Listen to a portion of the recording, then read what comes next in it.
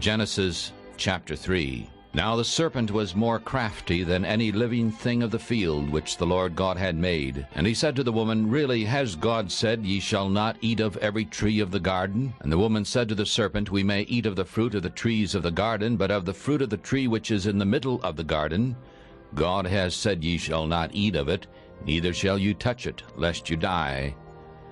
And the serpent said to the woman, You shall not surely die. For God knows that in the day that you eat of it, then your eyes shall be opened, and ye shall be as God, knowers of good and evil. And the woman saw that the tree was good for food, that it was pleasing to the eye, and a tree to be desired to make one wise. And she took of the fruit of it, and ate, and gave it also unto her husband with her, and he ate. And the eyes of both of them were opened, and they knew that they were naked. And they sewed fig leaves together, and made themselves aprons.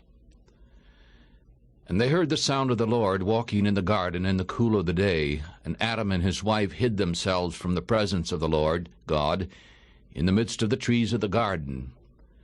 And the Lord called to Adam and said to him, Where are you? And he said, I heard thy sound in the garden, and I was afraid, because I was naked, and I hid myself. And he said, Who told you that you were naked? Have you eaten of the tree which I commanded that you should not eat of it? And the man said, The woman whom thou gavest to me, she gave me of the tree, and I did eat. And the Lord God said to the woman, What is this that you have done? And the woman said, The serpent deceived me, and I did eat. And the Lord God said to the serpent, Because you have done this, you are cursed more than all the cattle, and more than every animal of the field. You shall go upon your belly, and you shall eat dust all the days of your life. And I will put enmity between you and the woman, and between your seed and her seed. He will bruise your head, and you shall bruise his heel. And unto the woman he said, I will greatly increase your sorrow and conception. In pain you shall bring forth children, and your desire shall be toward your husband, and he shall rule over you. And to Adam he said, Because you have listened to the voice of your wife, and have eaten of the tree of which I commanded you, saying, Ye shall not eat of it, cursed is the ground for your sake. In pain shall you eat of it all the days of your life. It shall also bring forth thorns and thistles to you, and you shall eat the herb of the field.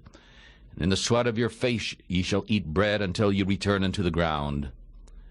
For out of it you were taken, for dust you are, and to dust you shall return. And Adam called his wife's name Eve, because she was the mother of all living. Unto Adam also and unto his wife did the Lord God make coats of skins, and clothe them. And the Lord God said, Behold, the man has become as one of us, to know good and evil. And now lest he put forth his hand, and take also of the tree of life, and eat, and live forever. Therefore the Lord God sent him out from the Garden of Eden, to till the ground from which he had been taken. And so he drove out the man, and he placed cherubims at the east of the Garden of Eden, and a flaming sword which turned every way, to keep the way of the tree of life.